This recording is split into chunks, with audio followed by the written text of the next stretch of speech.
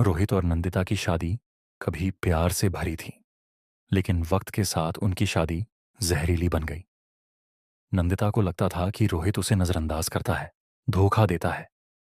बार बार के झगड़ों और रोहित की बेवफाई से टूटकर एक दिन नंदिता ने आत्महत्या कर ली। पुलिस ने इसे आत्महत्या ही माना, लेकिन नंदिता की मौत के बाद से रोहित की जिंदगी में अजीब चीजें होने लगीं। पहली बार उसे अपनी पुरानी अलमारी के शीशे में नंदिता की परछाई दिखी, खाली आंखें, बिखरे बाल और हल्की मुस्कान। जब उसने पलटकर देखा तो वहां कोई नहीं था। धीरे धीरे उसके घर में अजीब घटनाएं बढ़ने लगीं। रात के समय अचानक दरवाजे खुद खुल जाते, पानी अपने आप बहने लगता और दीवारों पर खरोंच के निशान बनने लगते। सबसे भयानक था वो सपना जो हर रात आता। रोहित खुद को एक अंधेरे कमरे में पाता और नंदिता उसके सामने खड़ी रहती, घूरती हुई।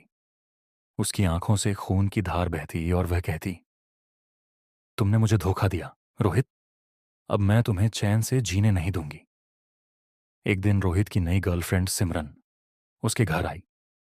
रात को जब वह बिस्तर पर सो रही थी तो उसे लगा कि कोई उसे घूर रहा है। आंखें खोलते ही उसने देखा नंदिता का भयानक चेहरा। सिमरन चीखती हुई भागी और उसी वक्त रोहित के कमरे का शीशा चटक कर टूट गया। डर के मारे रोहित ने एक तांत्रिक को बुलाया।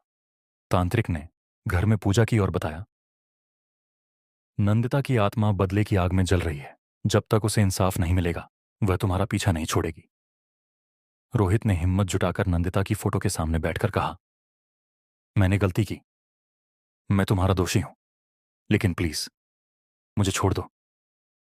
कुछ देर तक कुछ नहीं हुआ, फिर अचानक हवा चलने लगी, दीवारों पर खरोंच के नए निशान उभर आए और एक ठंडी आवाज गूंजी, मुझे माफी नहीं, इंसाफ चाहिए। अगले दिन पुलिस को एक गुमनाम चिट्ठी मिली जिसमें लिखा था कि नंदिता की मौत आत्महत्या नहीं थी, बल्कि रोहित की प्रताड़ना के कारण हुई थी। पुलिस ने जांच शुरू की और कुछ ही दिनों में सच सामने आ गया।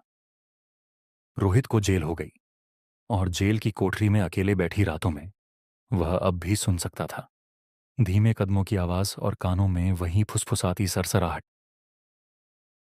अब इंसाफ हुआ है रोहित, लेकिन सजा तो अभी बाकी है।